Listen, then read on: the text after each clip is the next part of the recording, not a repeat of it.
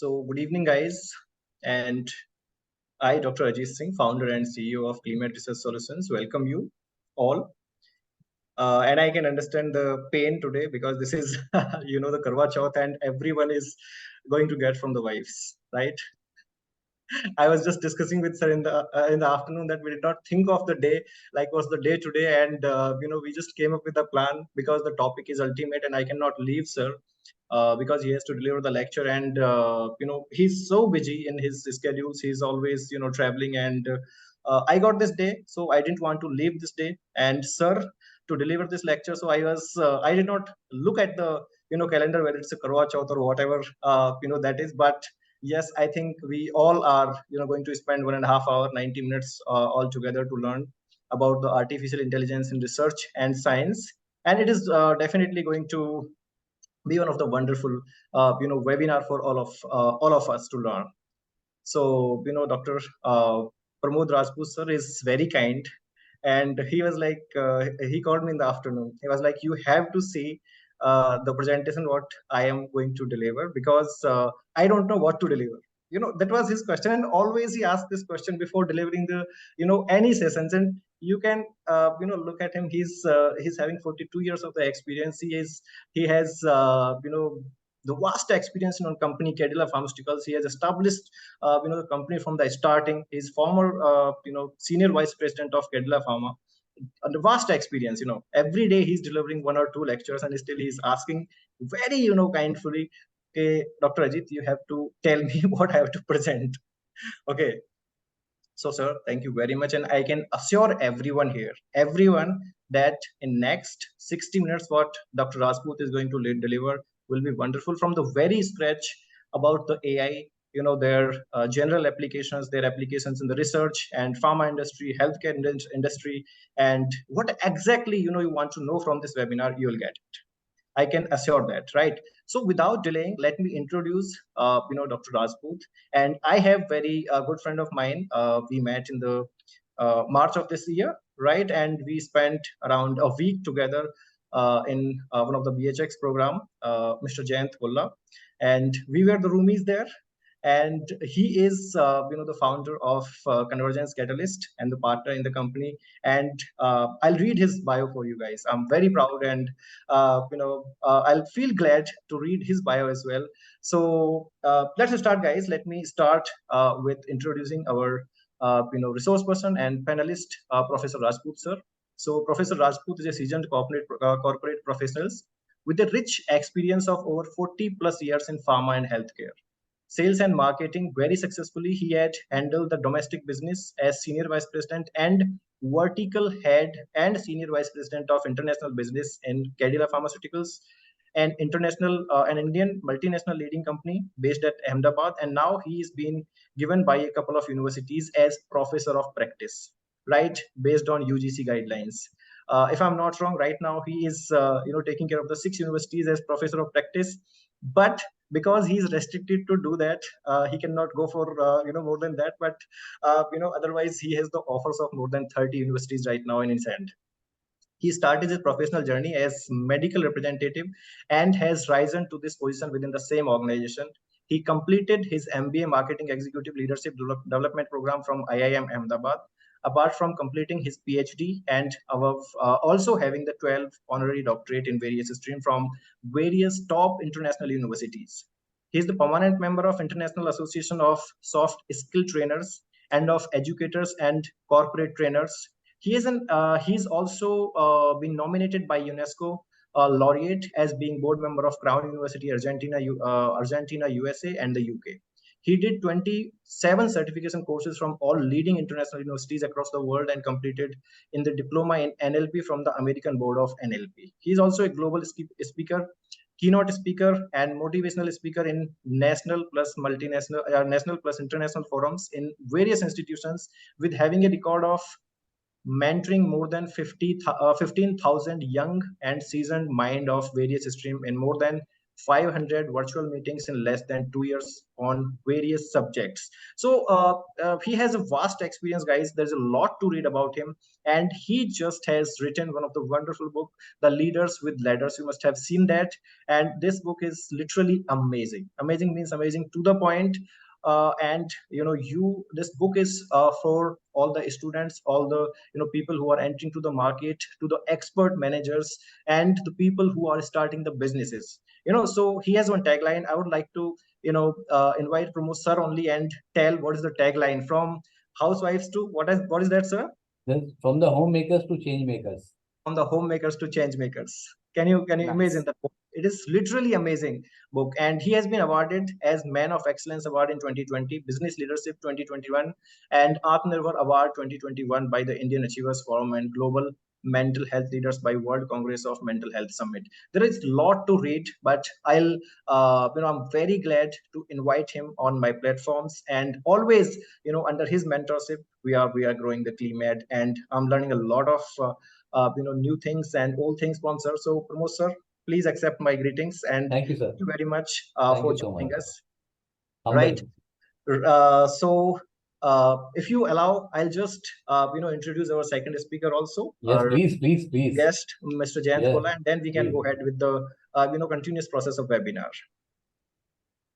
Right, guys. Please, so our second resource person today to talk here is Mr. Jayanth N. Kola, founder and partner of Convergence Catalyst. So Jayanth brings over 2 decades of experience in technology, product marketing, research and strategy consulting in the telecom, internet, and emerging deep technologies, AI and ML, blockchain, and IoTs.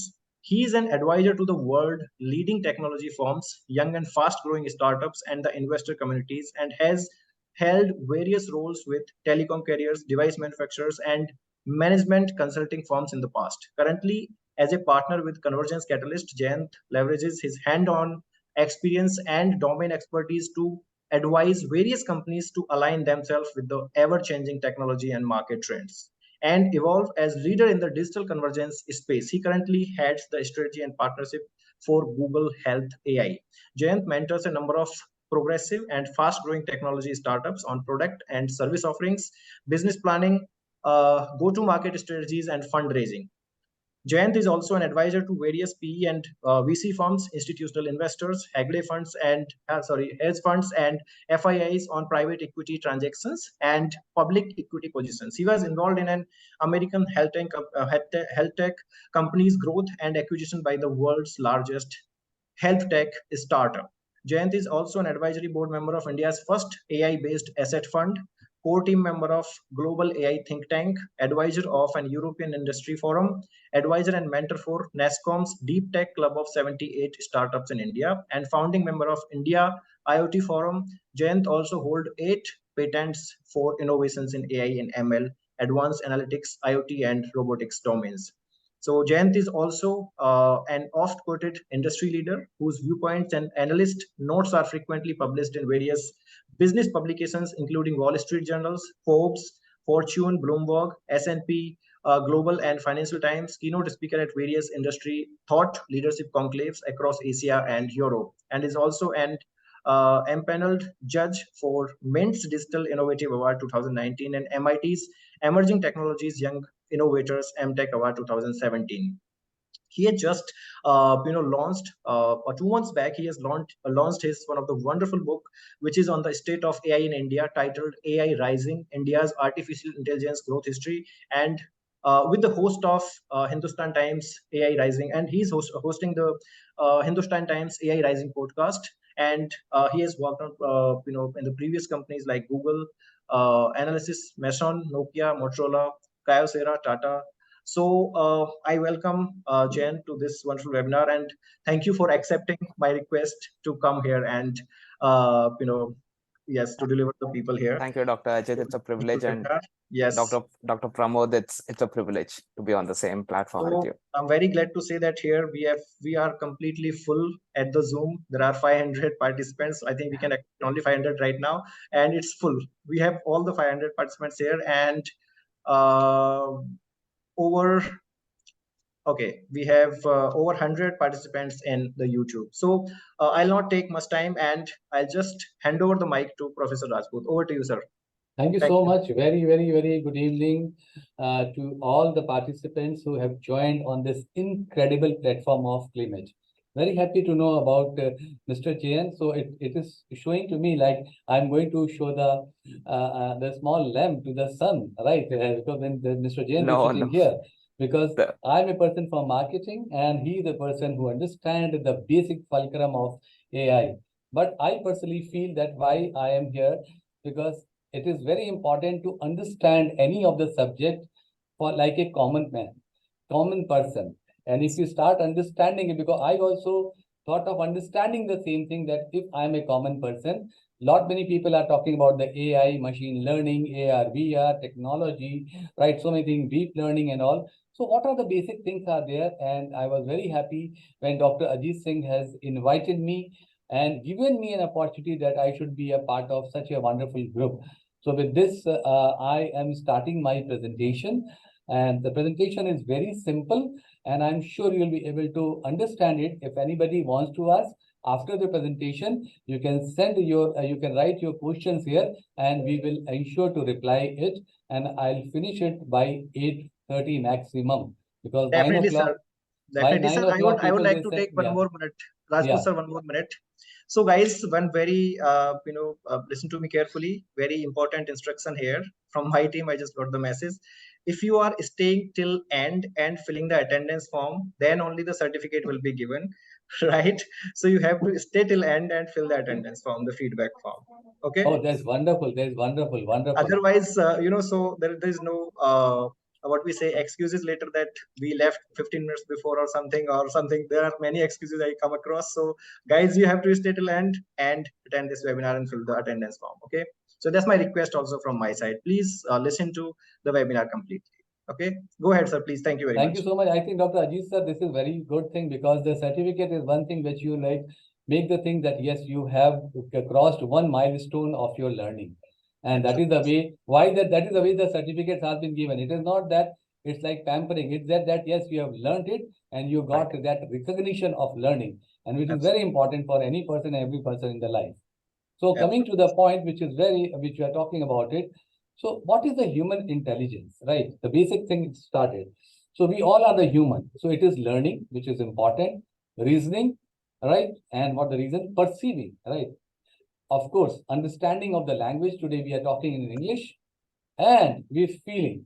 So this is the human intelligence, which is having the composition of these abilities, which everybody is having, and we are aware about it.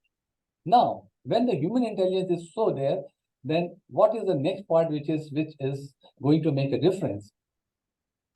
This is AI, artificial intelligence, the future of work and the work of future.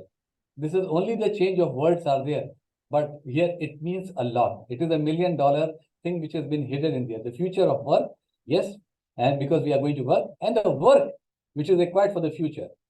So we are able to see a big canvas, and we are able to start the painting from the same canvas from today onwards. Whenever you are starting it there to work for future. I'm sure you would have heard the name of IBM. And why I'm showing so? Because in 1997, Deep Blue, the chess robot, defeated the world chess champion of Gary in a 6-game match, because they thought that, okay, this guy is the winner, and how a computer can defeat it, or his computer is having the ability to be stand in front of a champion. Yes, and Deep Blue's victory over the Kasparov is considered a significant milestone in the development of artificial intelligence and the capabilities in the strategic games such as chess. And today, believe you me, AI robots are working and they are giving defeat to the people who are playing the tennis, they are playing the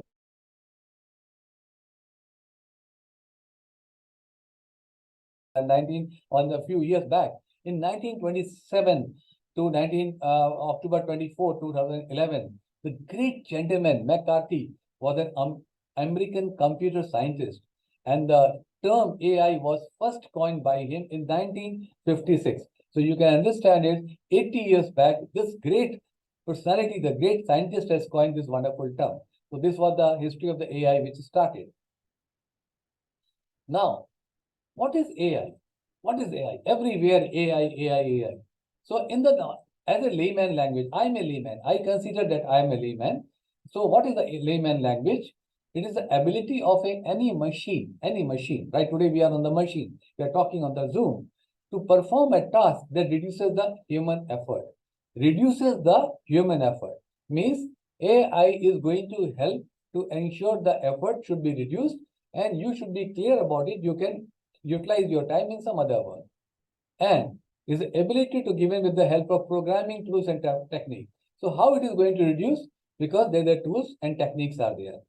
And it is created to incorporate the machine with the potential to accomplish the work without the human interference. So it is like everything is going to happen. What we are doing as a human, AI is a replica of that. And AI is going to ensure whatever has been fed to it. So this is a clear-cut layman language. And that's why we heard robot is working. Right? What is this?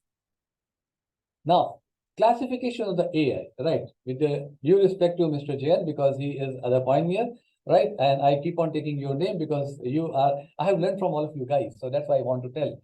This is the two types it has been based. One is based on capability, and second is based on functionality.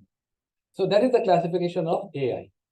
Based on a capability is the weak AI. It was there earlier, general AI and super AI. Today we are in the era of general AI.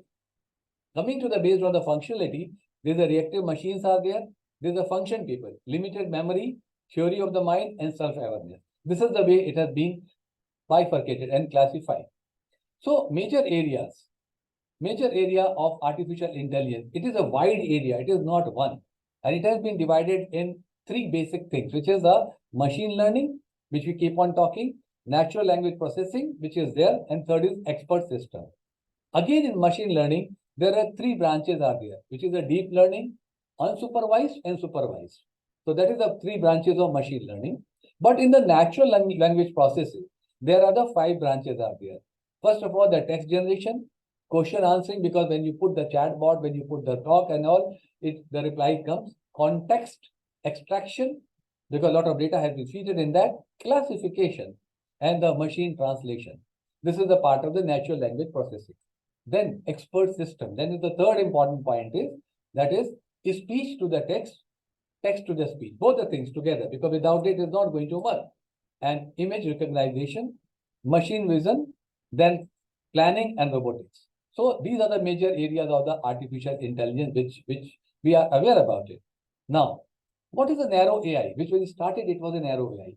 So able to perform a dedicated task with the intelligence. That was a narrow AI, because not much about it. And the most common and currently available AI is a narrow AI in the world of artificial intelligence. Now, we are in the era of general AI, which is one step ahead. And it is going to create a lot of wonders already created. People are talking about the general AI.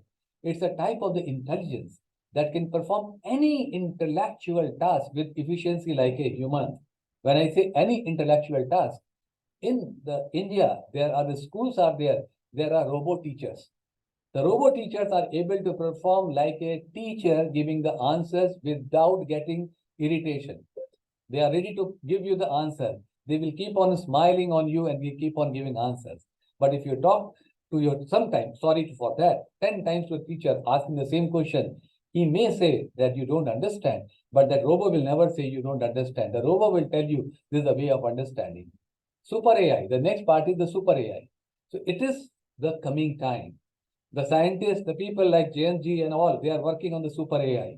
It's a level of the intelligence of system at which machines can surpass human intelligence. And that was the reason when Mr. Elon Musk was talking about it, when the chat GPT-7 was supposed to be launched, he said, please wait, right? Like the way we have given a stop on the colon, right? That's what he said, that please wait, because it should not happen that the machine should take over the human intelligence, which is very important. Of course, the machine can perform any task better than humans with the cognitive property. It is very good. Now, it is an outcome of general AI, which I told you. So today we are in the era of general AI, but the scientists, the technologists are working on the super AI, and the things are started happening also. Now, what are the benefits? People, they say Any new thing that comes, people will say, oh my God, it is going to take for the human calibration. No, human will be always be there to operate, to maintain, to ensure there's a human input is required. Output is through the artificial intelligence. And the benefit of the AI is very simple. New inventions are going to happen.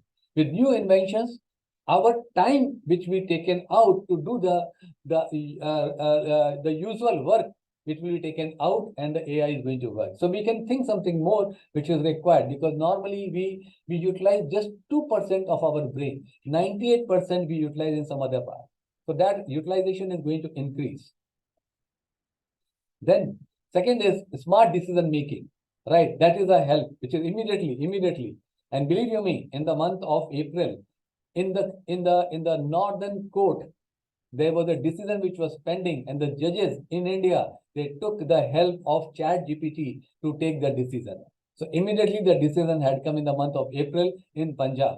And that is true. You can Google it, you can find it.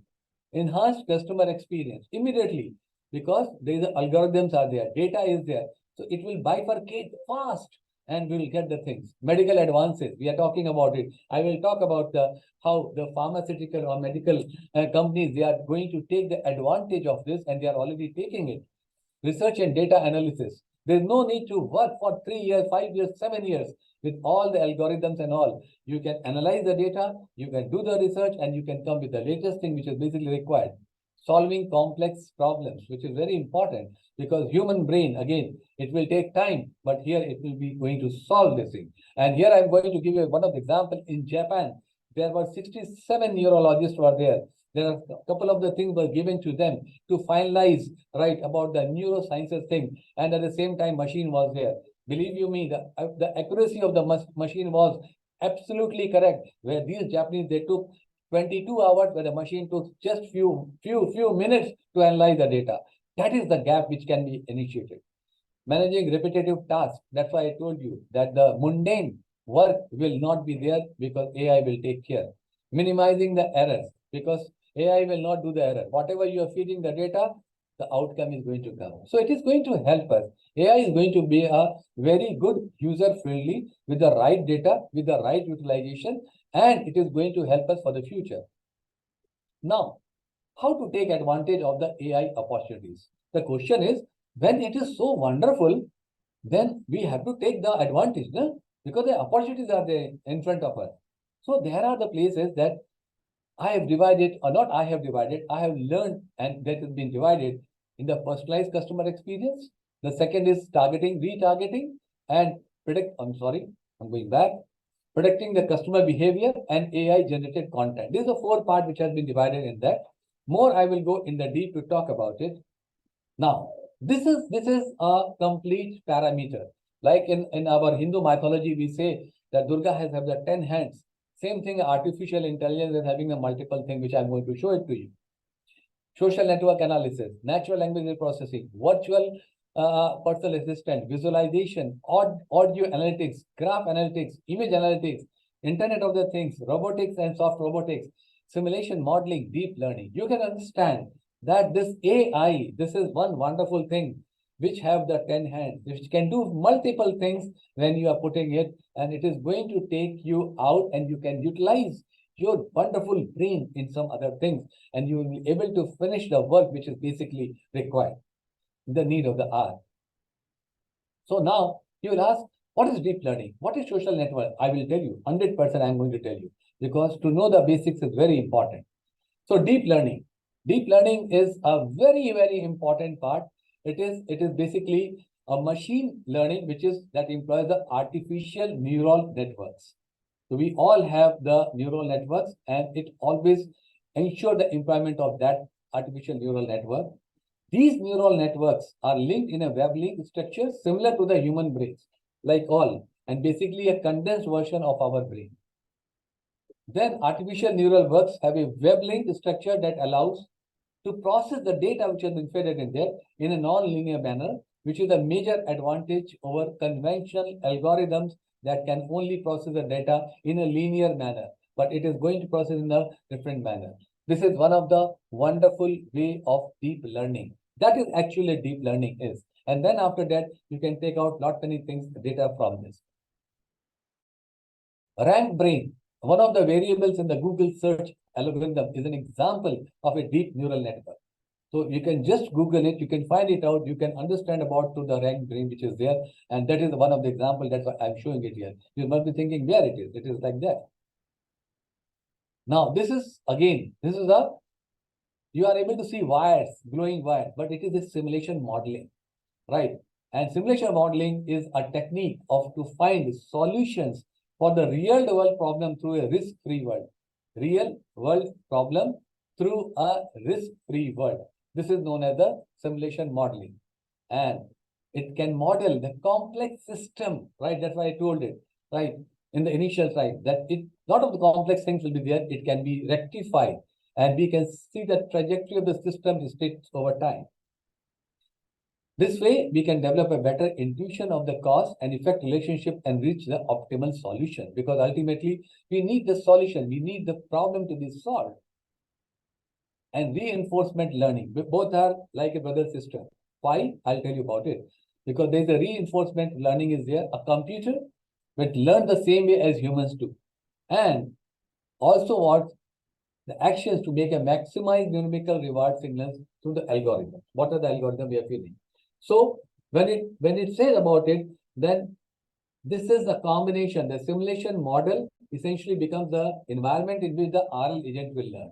So both the things, they go hand in hand together. And this is the right way work for the robots, just it does for the human. This is the simulation modeling and reinforcement learning put together where the robots are. Where the scientists, they ensure that robots should start working on this. This is the beautiful way of simulation modeling. Now, when I said about the robotics, you must be saying about it. What is robotics everywhere? Today, believe you me, friends, in a class 8, the teachers are teaching robotics to the student. Class 8 in India. And now, slowly, it will go up to class 5. So this is the way the children of this era and this age, they are going to learn the robotics. And not learn, they are preparing itself. So what is the robotics? Robotics is always about data. And the area concerned with the creation of humanoid robots that can assist the humans and perform the several acts in the due course of the time with efficiency and effectivity. And they can think like human as well. NASA's Robonaut, which was designed to assist astronauts in space. So NASA was the first which has designed the Robonaut. And again, if you see, go to the Google, you'll be able to find that how they have designed it and how it has performed. Now, next point is in the same 10 thing on AI which I showed, there was an NLP is there. NLP is not neuro-linguistic programming. It is a natural language processing. It is the three things together: computer science, AI, human language. When the three things are getting combined together, right, it is a natural language processing part. How? The question is how. The machine can communicate with each other very well, and they are doing it through the machine learning process and understand the language and expression, whatever it has been spoken. And that is the reason I told you about robot teachers, right? Robot teachers, they are able to understand it. They're able to teach to the student in the various ways and on the different subjects. NLP is recently very important customer service application that have also been taken. Chatbots. Chatbots, today we talk about it. That chatbots are one of the finest way. You put the things, you get the reply. When I say the chatbot, McKinsey, one of the finest company, right? They also have developed the chatbots where they don't want the people should be in the customer services. The chatbots are ready to reply with more than 1 million of the answers. That's what they have fed it there. And they have that robot which is there in that. Syntax, grammatical components, semantics, meaning of given text, and pragmatics, purpose of text. These three things are there, which is now based on SSP. Syntax, semantics, and the pragmatics. This is the part of the NLP. And NLP is analyzing the three approaches of FDI. What is FDI? It is very simple. Distribution, frame, and interactive. Distribution is a speech tagging, meaning of the word, the different word in the similar ways, right? That you want to connect. Suppose any of the word which you take, that I want to talk to you, I want to listen to you, I want to understand to you. So all these things will be a part of it.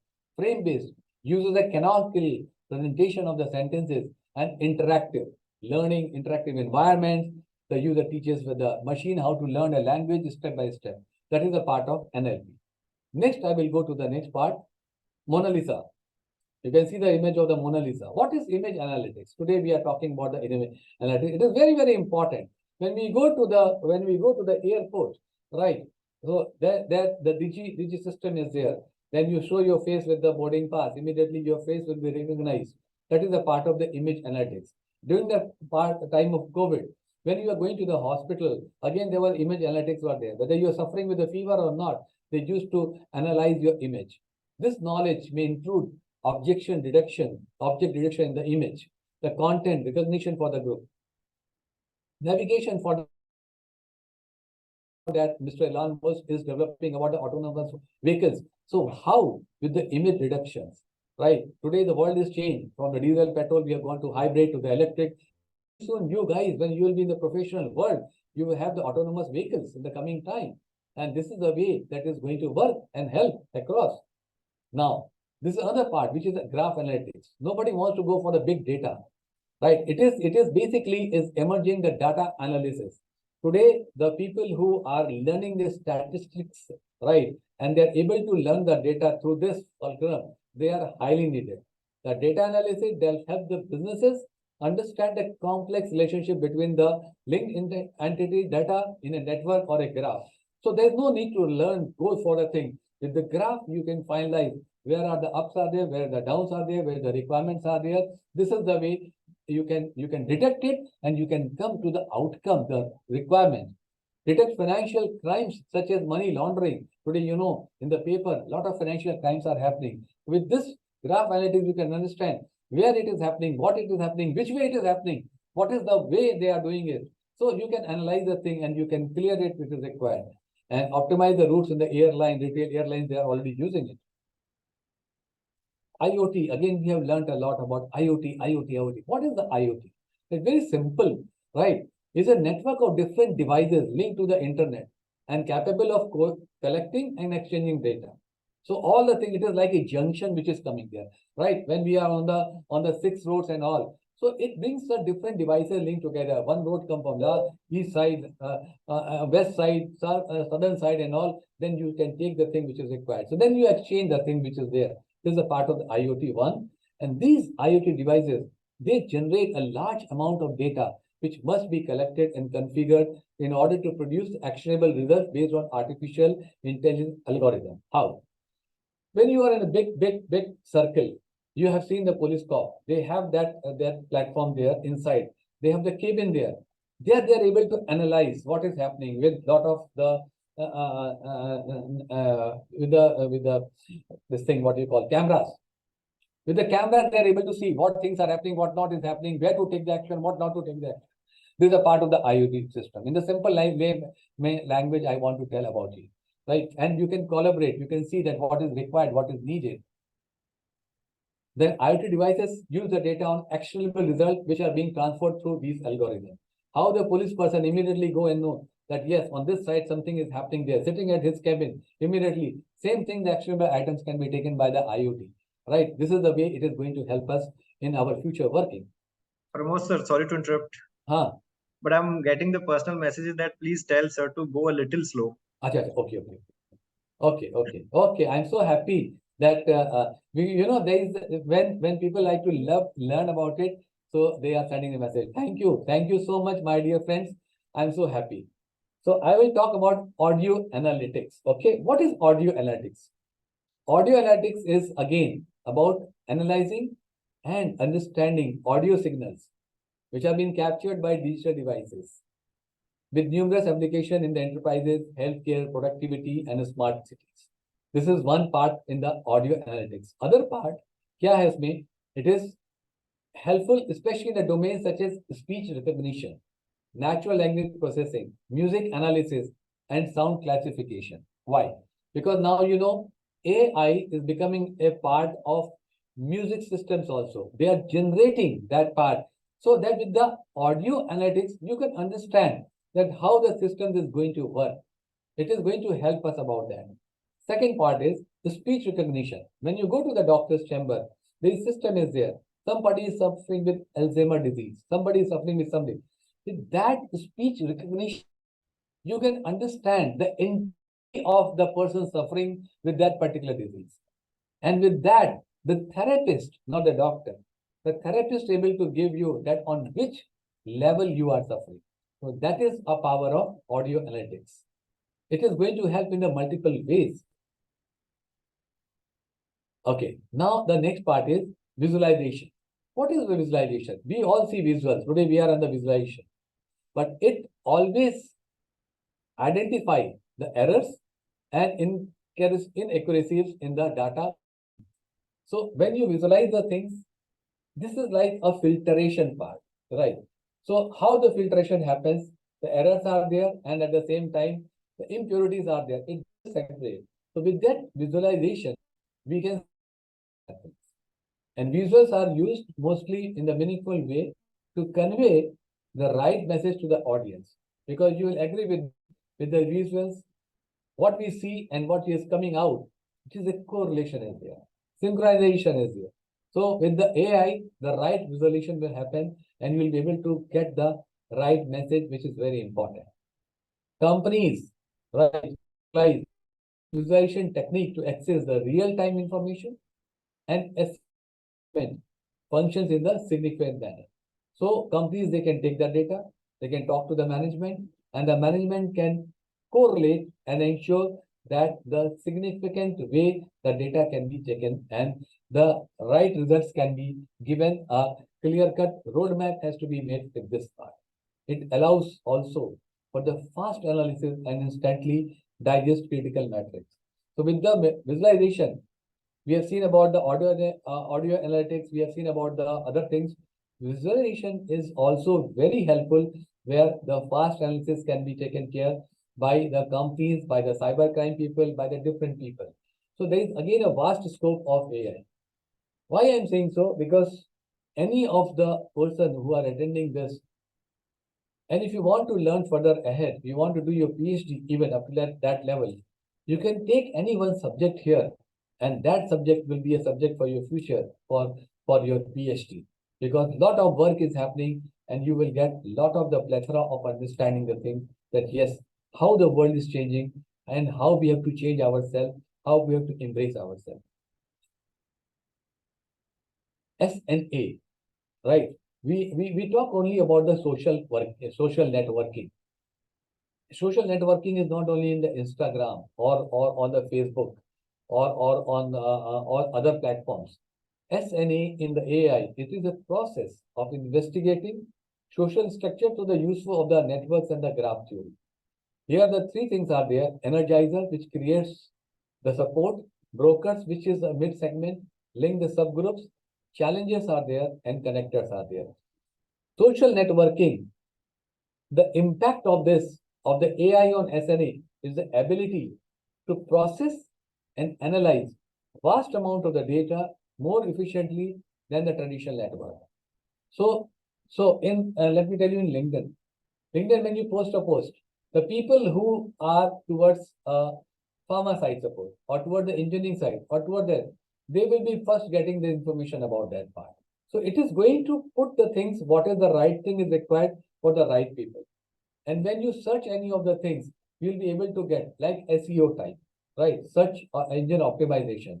So whatever you require as per your requirement, it always gives you that part.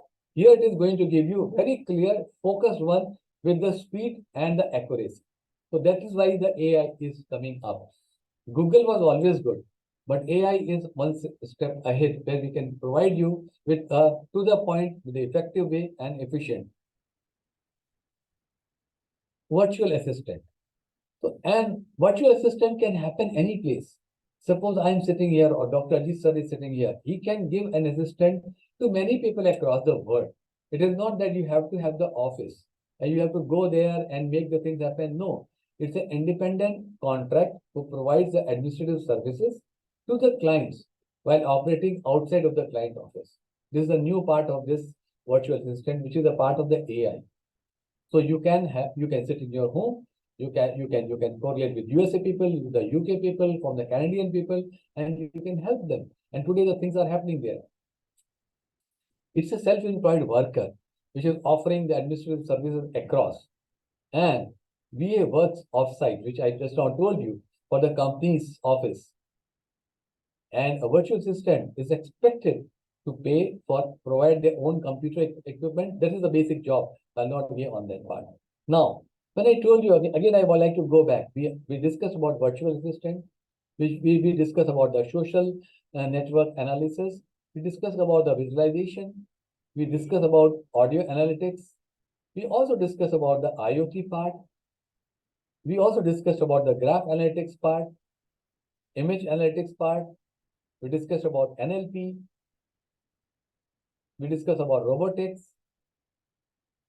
We discussed about simulation modeling and reinforcement learning, which is a precursor to the robotics. We also discussed about deep learning. That was the first thing which we started. And it makes a full gamut that yes, with this artificial intelligence, we can have all these things together. So that's what I thought that let me just tell you about in the basic part that what it is. Now coming to the next part. Again, I'll go to the next part, which after this discussion, let me flip my the PPT. Now, there is a pros and cons. I don't say there is the consequences are not there. There are pros and cons are there, which is very important. So what are the pros is there?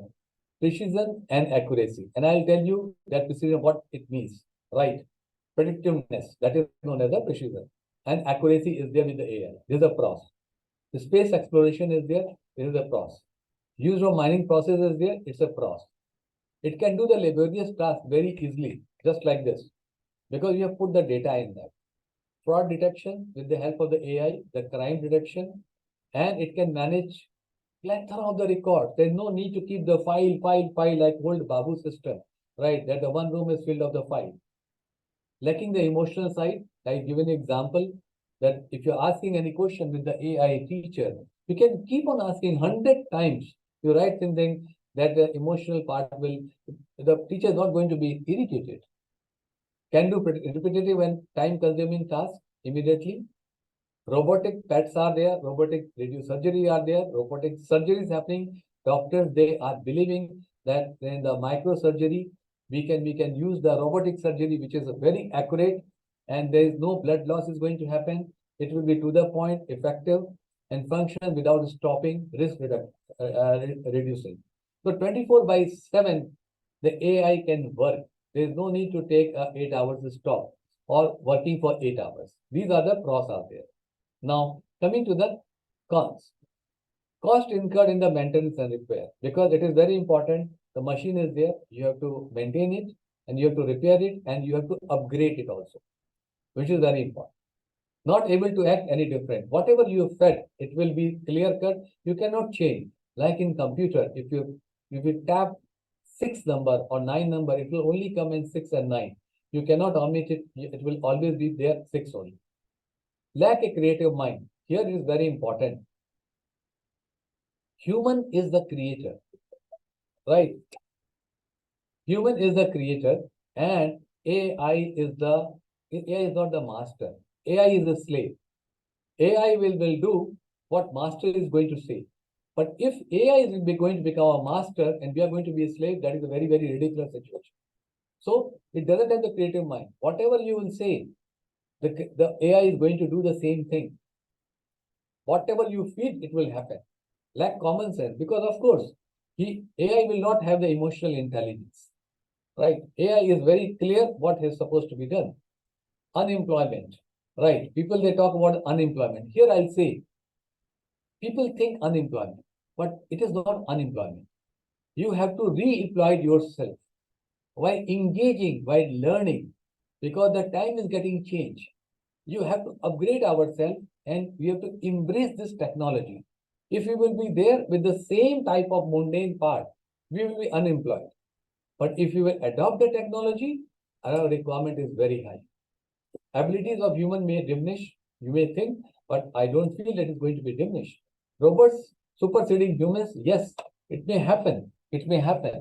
Humans may become dependent on machine. That's what I'm talking about, a super AI, right? It may happen. But of course, Human should not be depending, because the remaining 98% of the brain has to be utilized for the new thing and not on the mundane work. That is the way it can be taken care. Going to the next slide. So why? What is the need of the hour? What is the need of the hour, which is very important? Why innovation is the need of the hour? Because without innovation, we cannot sustain. And you know that the world is getting changed. Let me give you an example. Every 5 years, 80% of our systems across is getting changed. How? I'll give an example of the car. Now I'll give you an example of your TV. When our time, there was no TV. Then a Dabba TV has come. Then after that, plasma TV has come. Then LCD has come. Then LED has come. Then QLED has come. Now Samsung is coming with a simple sheet of the LED, which can be displayed at any place. On the wall, you can just fix it and you can see. And that roll it like the way we are having the solar system panels, which are there. Roll the panels, put it there in that. That's the way new things are happening, and Samsung is coming there. This is one of the examples. The second example is, before COVID, we are not supposed to take the mobiles. And without mobiles, now none of the class operates. Even our kitchen system has changed. Our food system has changed. Today, the Zomato and all, they are being the big demand. Whatever you require, it comes to you. And it is going to be changed. Let me tell you, my dear friends, even AI or whether virtual AR, VR, virtual reality, when you go and give the order to the restaurant in the US and UK, actually the menu card will not come to you. The waiter will come, right? And he will show you the virtual reality of the burger which you like to have. You can see the actual how the burger will come into you. And with that 5 different kind of the burger, which will be there on the table, you can order one and immediately the message goes to the kitchen and the same burger will come to you within 10 minutes of the time. This is the way the revolution is coming. So we have to have the change, which is very, very important, right? And we have to adopt it as fast as we can to not to be obsolete. So the change of the hour, the need of the hour is, what is the need of the hour? Market growth. We have to grow in the market, right? And adoption, digital and data-driven marketing is going to happen. Today, everybody is with the digital-driven marketing. The next point is on the policy reforms. People are reforming the policies. They're not old Babu system policy. We are digitizing ourselves. Everything is happening digitization. Today, the Paytm is available with a small vendor. And believe you me, in the coming time, you'll not believe, the beggars will have the Paytm. So instead of taking money, they will come with the Paytm, sir, give me 10 rupees. Because if you go give 1 rupee, none of the beggar accepts. It is true. Minimum 5 rupees or 10 rupees at any of the circle. And in the coming time, remember my words, maybe by 2025, beggars will have the Paytm. Because the small shop vendor, they have the Paytm. You pay there. Today, even in the marriages, in the card, they are putting the Paytm. That you are coming for the marriage, to attend the marriage, put the money there with the Paytm, that is your blessings. No need to come with the gifts. So that is getting changed, right? Everybody wants to be free. Everybody wants to utilize the digitalization, which is important. Lack of experiencing data handling and data interpretation. Then B2C marketing and complex supply chain layers. This is the requirement. Complete scenario is going to change. You take any of the places, any of the example, right? The complete thing is going to be reversalized. That's why I keep on saying that we should not adopt. We should embrace the technology. Embrace. Because embraces, it just comes with you. You can feel the presence of the AI, which is very important. And differentiation and competition. So differentiation will be there. The person who is ready to differentiate himself or herself. The person who is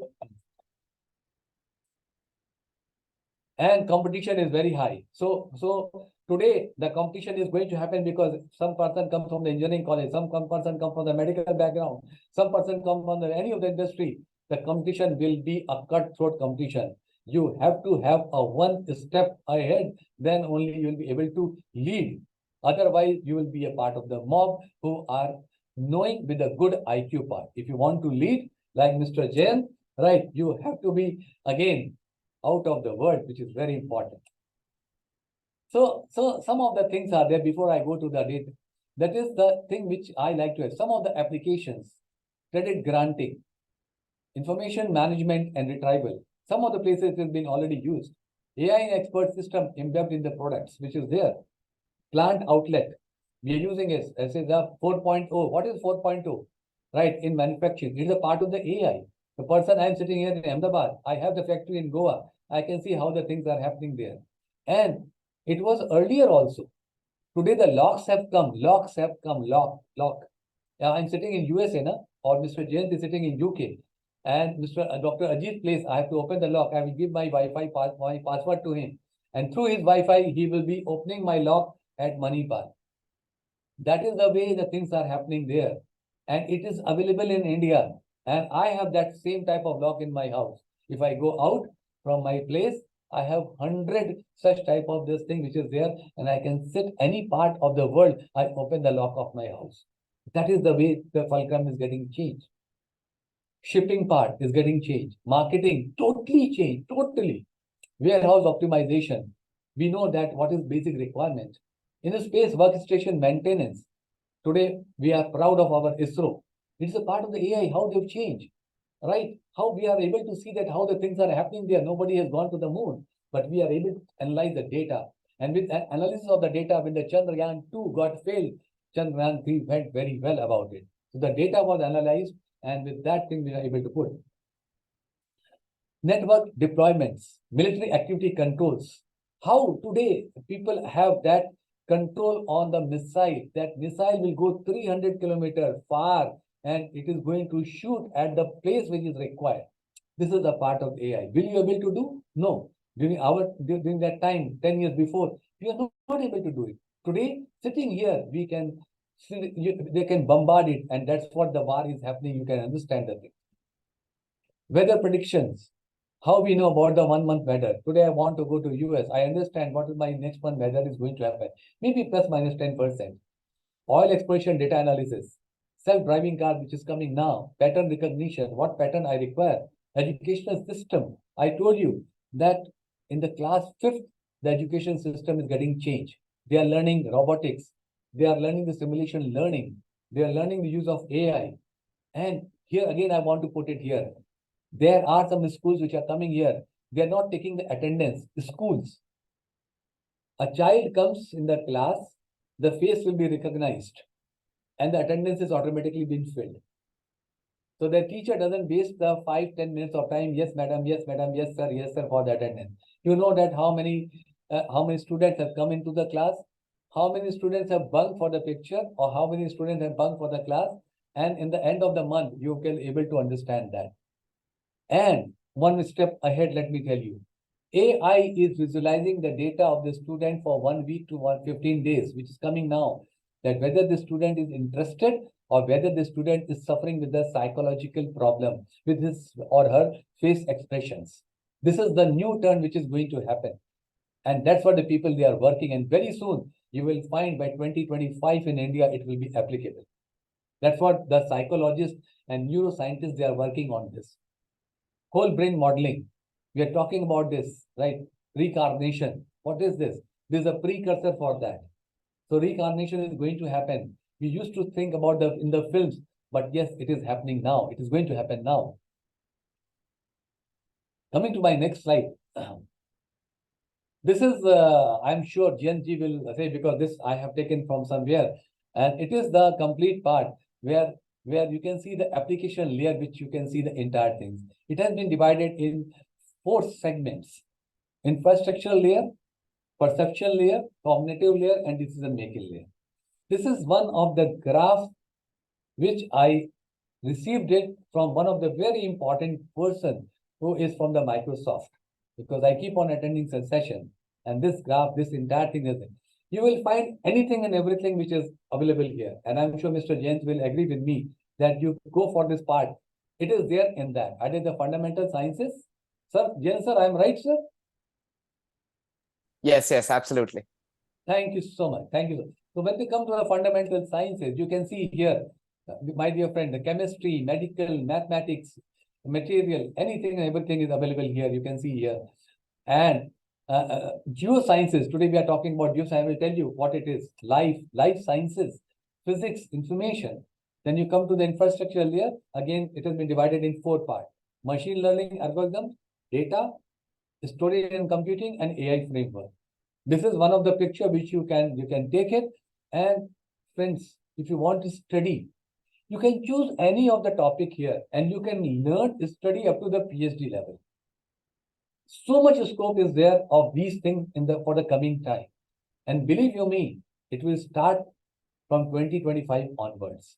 So when you will be actually learning there, and by 2030, when you will be putting these knowledge in the practical way, when you will be working somewhere, it is going to help you completely, fully, thoroughly. Decision making layer, automatic planning, robot planning, expert systems, again bifurcated. So this is I'm telling you, this is one of the $1 million slides which I found in the AI part, application part.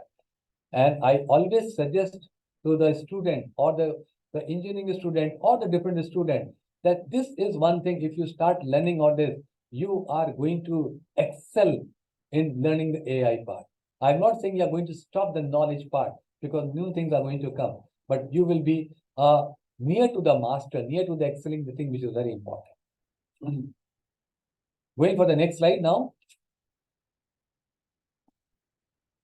Now, in the pharmaceutical. So pharmaceutical is one of the very, very interesting topic, and application of AI in pharma and healthcare industry. Because healthcare industry is supposed to be the 3rd largest industry in the world. 3rd largest industry in the world.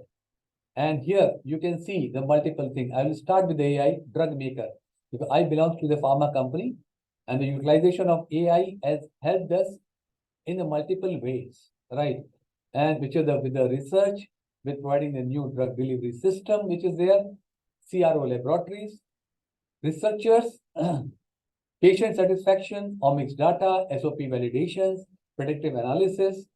Then about the patient, the various patients are there. Today, if you go to the doctor doesn't have the time, more than 5 minutes of the time to give to the patient, frankly speaking. And with a due respect to the all doctors category, because they are so busy. When you take the interview of the patient, I'm not talking of the doctor who gives half an hour time, but a normal patient. Believe you me, if you take the interview, there are 100 questions there in the patient's mind. And that is the reason when a patient goes to the doctor's chamber, he goes as a Google doctor. Because he will do so much searches from the Google, and his all relatives are again a doctor. So he will have 100 of the questions, 100 of the suggestions in the mind, right? But with this way of patient recruiting, understanding the patient, uses of the devices which can happen, we can able to find it out. Next part is diagnostic. Diagnostic is again important thing in the pharmaceutical or in the medicine industry. 70% of the patient prescription is based on diagnosis. You go for any doctor, right, for the thing, he will write you at least 15 tests. Either it is required or not required. But with this diagnosis, a doctor wants to come to the conclusion, which is very important. And we will start from a small normal fever, which we call it the fever of unknown origin, right, when we are not aware about it in our language, and to the cancer, up to that level. Then again about the radiologist. Radiologist is one of the very vast segments. Today there are the 384 slides, CT scan is there. 384 slides. Means like the bread slides are there, no? That of the loaf, 24 slides are there. Same way a brain can be scanned with 384 times. 384 times, where the doctors are there. And with that 384 times of the scan, with the graph analytics, the radiologist comes to the conclusion in 5 minutes of the time. 384 scans. So this is the graph analytics, and the radiologist put together, they give you the right diagnosis. On that diagnosis, the doctor gives you the treatment, not the diagnosis, which is very important. MRI images, I already spoke to you. Clinical decision report. Sir is one of the, Dr. Ajit Singh is a part of the clinical research organization, right? He is running one of the India's top clinical research organization. With this clinical research organization, you can have multiple data, correlate the things, come with the outcome that what is required, what not is required. Either it's a diabetic, either it's a heart disease, Either we are suffering with a GI problem, either you are suffering with a gynec problem, or whatever the problems are there, the clinical diagnosis, you can come out with the outcome. So the prediction of the outcome is going to be very easy. There is no need, because you have 1 lakh data feeded with you. And with the 1 lakh data, with the patient history, you'll be able to come out with that. And clinical research is happening on the new drug delivery system. So there is no need to have 1,000 patients, give the placebo to them, give a drug to them, find out the data. You have all the systems together and you can make the things happen. And then you can come with the data. Am I right, Dr. Ajit Singh, sir? You are on mute, Ajit Singh, sir. Am I right, Yes, sir? sir, absolutely, absolutely. And as you were just talking about the MRIs, there are 2 slices, there are 3 slices. If you are taking an MRI or CT scan of the head, you'll get almost 280 to 360 slides to check out. So that is the way. And in 10 minutes, the radiologist does the diagnosis. So that is the graph analytics, visual analytics, and then it comes to the actual thing, which is the thing which is coming up. So this is about the, again, for the physician, I told you, physician can be there from head to toe, neurophysician, chest physician, heart physician, any type of the physician which is there, gastrophysician, right? So all these things can be taken care for that. Skin physician also, dermatologist is again a physician because they are not a surgeon. Coming to the next slide now. So now, which are the top 10 innovative trends in the pharmaceutical? Now we are coming to the, we are changing the gears, right? We are coming to the pharmaceutical, which basically it's our cup of tea. So artificial intelligence. One second is the big data analytics. So AI is the fulcrum. With that big data analytics, because with the data, we'll be able to come with the consensus. Why data is required? Because data gives you the consensus. Consensus helps you to go toward the right route. Like in the Google, when we want to go somewhere, we put it on the Google map. Sometimes Google also play with us. That is a different part, right? It will take you round, but 90% of the time, Google always helps us, right? Flexible production is another part which is very important. That's why 4.0 is there in the manufacturing. Precision medicine, predictive medicine, I'll tell you about it. Additive manufacturing, what is required, what not is required. Blockchain, I will again tell about this part. Extended reality. Extended reality is a fulcrum of AR, VR, right? It is the put together which is required in the pharmaceutical industry by a doctor, by a patient, and by a manufacturer. By a doctor means you are talking something. Suppose somebody is suffering with cancer, and you want to give the right medicine. A patient will never ever agree with that, which may be a costly medicine. But with the visual reality, if you are tell to the patient that when you give this therapy, either it is a chemotherapy or radiation therapy, this way the drug goes inside, this way the things are happening, this way the cells are getting dead, and slowly you will come out from that part. So with the visualization, you are able to make the thing happen. That is the part of the extended reality. Curative therapeutics, because that prediction is there. So you know that what therapy has to be given, what not has to be given, what is obsolete, what is required. So these data I am not putting in. These data has been provided by the Harvard starters inside January 22. You can see the things. And this is the complete data which has been taken.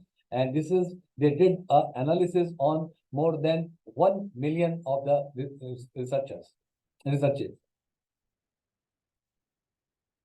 Now, again, I want to tell you about from the starters insights of the 2022, which they have put it. It is the result side, but we have taken, we can utilize it. Artificial intelligence is 21%. Big data analytics is 15%, and flexible production is 13%. If you add all these three, it comes how much? More than 50%. So these three things are making a lot of difference in the pharmaceutical industry or in the medicine industry or in the medical sciences. Apart from the engineering, apart from the robotic, apart from so many other things. So now you must be thinking, what is the precision medicines? Precision medicine is very simple. In the technological terms, we talk as a precision medicine. But as a layman, suppose I have to talk, I will talk as a personalized medicine. Right. And it's an innovative medical treatment which has to be given by a doctor, which aims to provide the targeted and effective medical interventions tailored to each patient unique characteristics. Now, I'll tell you why. before it, I just want to say genomics and genetic testing. So when you do the genomics and genetic testing, you understand that this particular person, what type of the medicine he or she requires. And that was the invention of the nanotherapy. Nanotherapy has come in the medicine. Nanotherapy is known as a targeted therapy. It helps with that part. Tailored treatment plan. A tailored treatment plan cannot happen with a simple fever or GI problem. Tailored treatment plan will happen with a person suffering with Alzheimer's disease, suffering with the cancer. There are some cancer where up to the stage 3, you can save the patient because the tailored treatment plan is there. Apart from giving the right drugs, predictive diagnostic is there, which just now I spoke about it. Targeted therapies, again, in the specialized way, you can have the targeted therapy where you can take out the patient suffering with the dreaded disease. Genomics, disease prevention and management, how we can prevent the disease and manage the things. Data integration and analysis and this is the way the personalized medicines improve the population health. This is the true, that's why we talk about the personalized medicine. This is the known as the precision medicines in our medical industry. Now, coming to the other part, digitalization, digital health. What is digital health? Digital health is aimed to improve the healthcare delivery, efficiency, and patient outcomes. This is the digital health. And the sub key components are mobile health. When we were suffering with corona, most of the houses, they were having the O2 machine, right? They were SpO2. What is SpO2 going on? Oh my God, less than 93. Oh, patient, oh my God. It should not be less than 93, some problem. Earlier, we were not using it. We were on the devices. Second thing is, today we wear the watch. How many steps we have taken? What is my heartbeat is there? All these things are going to have wearable technologies. And lot of work is happening, not only Apple, but there are so many small scale industries, they are working on that. Healthcare apps are available. Electronic health records are available at hospital. When you go to the hospital, doctor take you that history. And there's no need to bring the file. 10 years before, if you had come to the hospital, the file is ready, your EHRs are there. Doctor will be able to find you, oh my God, you had some stroke problem 10 years before. And that is the reason today you are suffering with a heart attack. So it means you're not taking the medicine properly. Remote patient monitoring. Today we are having the telemedicines. So we are able to do the remote patient monitoring. It's not that you should come to Bombay, you should come to Bangalore, Hyderabad. A person from the small place, he can have or she can have the remote control patient monitoring where they can get the data, which is very important. Data analytics, again, it's the outcome of that. The next is pharmacoepidemiology and real world data. So this is a very, very important terms which we talk about it that yes, what is this pharmacoeconomics? The study of the use effects and the outcomes of the medications which we give in the large population. Evaluate the safety and effectiveness of the drugs, both before and after they are approved for use of regulatory authorities. So when I'm sure you would have seen that some drugs have not been approved by US, right? Because it doesn't come as per their system. Some of the drugs have been found they are not as per the requirement which is there. So with this, we are able to find that the drug is real, worthy of using for treating the patient, or it is a substandard drug. RWD, it's again plays a crucial role because how the drug perform in the real world setting beyond the control environment of clinical trials. So clinical trials is always in the laboratory. Clinical trials is with the machine. But when it's been given to the patient, whether the machine, what the result they have shown, it is working in the same way or it is not working the same way, with that we are able to file it. Key aspects of pharmacoepidemiology and the real world data, which includes post-marketing surveillance. Earlier used to have 2 years, 3 years of the time. No, now it is not required. Comparative effective researchness, because we have the data. So we can do the research, which is again important. Drug utilization studies, in 6 months of that time, the data comes out. The studies are there. Patient safety and risk assessment can be shown because we have the data. We can understand that this diabetes patient or this patient suffering with heart disease or heart disease with diabetes, what has to be given, what not has to be given. Health outcomes research, that how many steps the person has taken, what is the heart rate, what are the problems, how the things are happening. It can happen. Patient-centered approach research, that which type of patient, what is the age of the patient, what deformity the patient is having, and how the recurrence is happening or how the effectiveness is happening. In this way, you are able to find out through the uses of the AI in this particular segment. Coming to the next part. The next part is pharmacogenomics. I'm sure you all know about the people who are in the pharmaceutical part. So pharmacogenomics is very simple.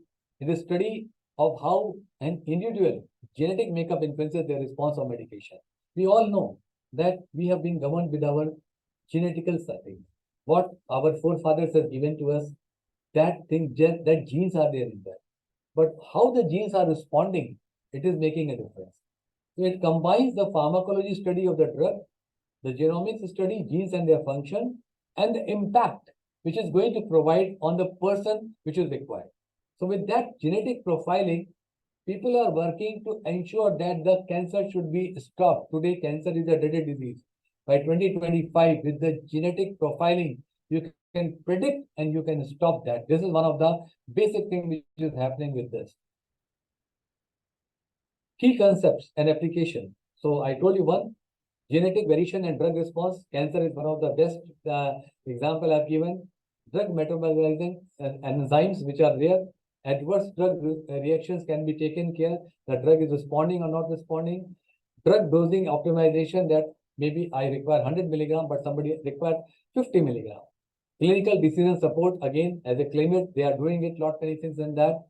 Drug development and clinical trials, again, Dr. Ajit Singh and the team, they are doing a lot of the clinical trials. They are coming with the data. They are able to find it out. And adoption of the challenges, right? That what is the right solution and provide it wherever it is required. So that is the part of basically on the pharmacogenomics, which is again a part and parcel of the AI. Now coming to the next part, sir. The next part is again very important, and next part which we call is nanomedicine. I'm sure you all have heard the name of the nanomedicine. What is nanomedicine? Is a viral particles, lipid-based nano carriers, inorganic nanoparticles, drug conjugates, and polymeric nano carriers. I will not go in the deep, but yes, I like to highlight it here. That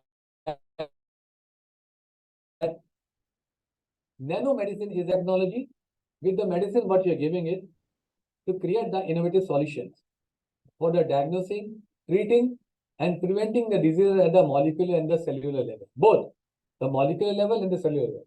And with this is going to revolutionize the total targeted therapy for a person suffering with any of the disease. And that's why we talk about the nanotherapy, which I took the name earlier also.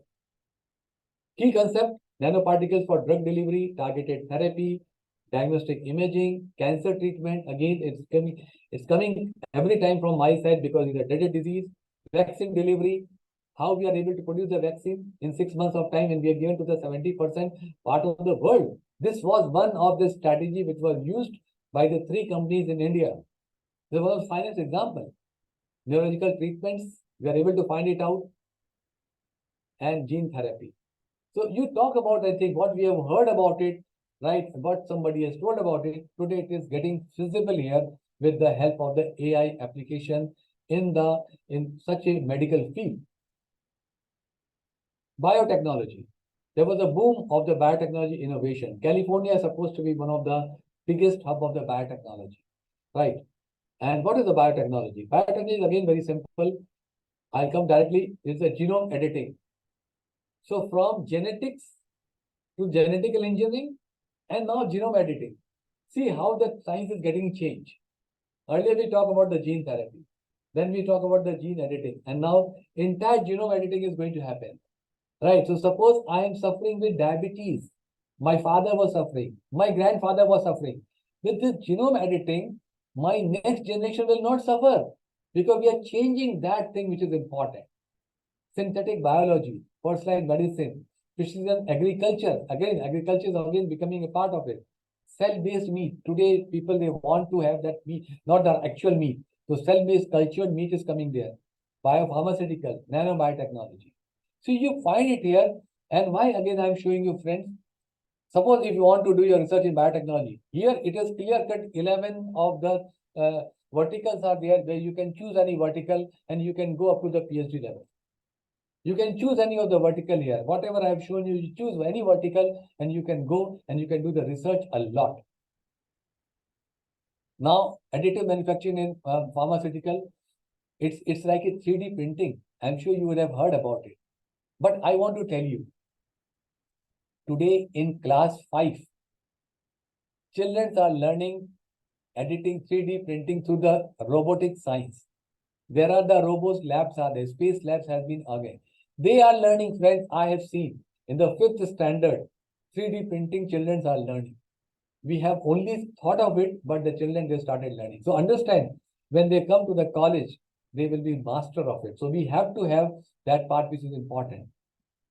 And how it is going to help in the medical field? Drug formulation and delivery, printable pharmaceutical, personalized medicine, medical devices, implants, clinical trials, and drug and customization. So 3D printing is going to help in many ways. Four more slides. What is the future of AI? Right. So I again, with the respect to Jayanth ji, because right, the future of AI is very simple. Imagine a world where knowledge is not limited to humans. Not limited to humans, right? Super AI is going to come, right? And that's why we say a world where computers will collaborate with humans, and think to create a very exciting future. And let me tell you, 2 months before, there were the technologies, they were sitting here. They were invited the robots. They had a press conference. They had a discussion on that how AI is going to take, and AI people, the robots have given a wonderful example. They said that they cannot take the requirement of the humans, but they will be able to collaborate to make a beautiful world.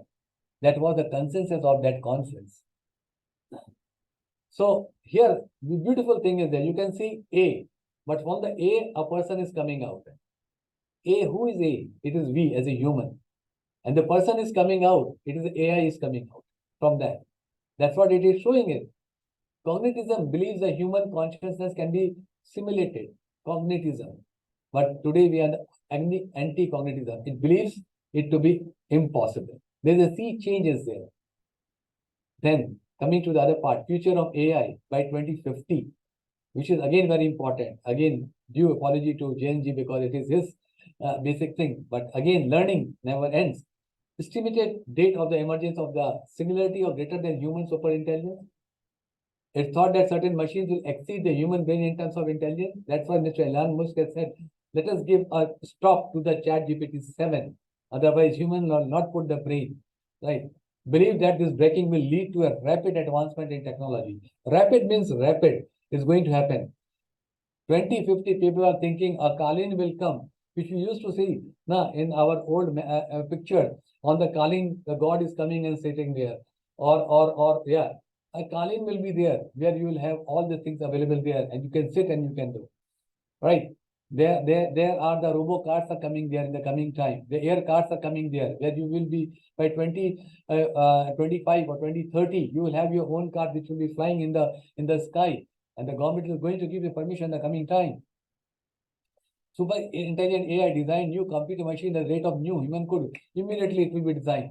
By the time you think it will be there. What is chat GPT? By the time you think about the answer is there in front of you. And it is not only chat GPT. There are so many algorithms available. They are free of cost. So this picture is again, the strong AI is intelligent that matches or exceeds that human intelligence. Today, I've given an example of the chess achiever Caprizol, and there are a lot of things are happening when they are playing with the person who has achieved and who are the winner. Mapping and recreating the human brain through neuroimaging and whole brain emulation. When the whole brain emulation is going to happen, reincarnation will be available. It will be a part and parcel of the life. How could even now the thing is problems with the AI? I should also say How could scientists ever replicate this process? Scientists needs to figure out the algorithm of the thought.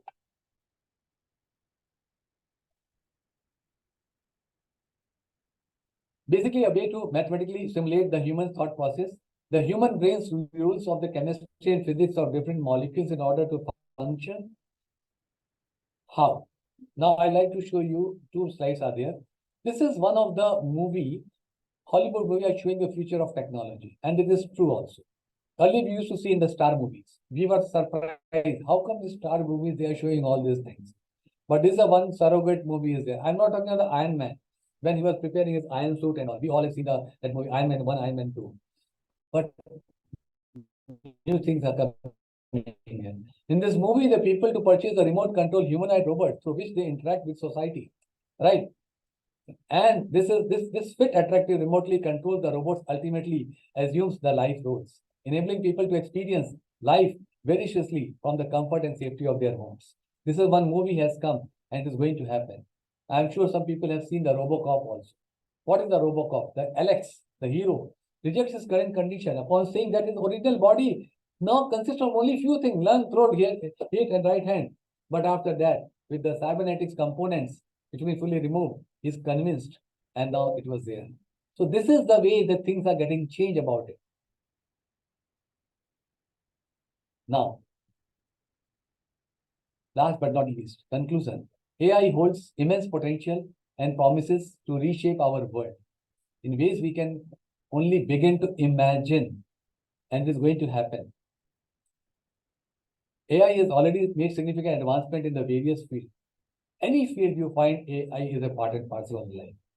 Investing in AI research and development as well as promoting education and training AI related skills will be vital. And that's why I've shown you algorithms, right? The verticals. You can choose any of the verticals in any of the system and you can make your career for the future. We must build a workforce that can adopt and thrive in the AI powered world. That's why I keep on saying that AI is we have to embrace it. AI has the ability to enhance our life, improve efficiency, and solve complex problems. Why? Because AI is going to take away from the mundane job, the complex problem. Solutions will be there, and we can utilize our brain where we are not utilizing it. 98% of the brain can be utilized for something more, for some of the work which can be taken care for the future.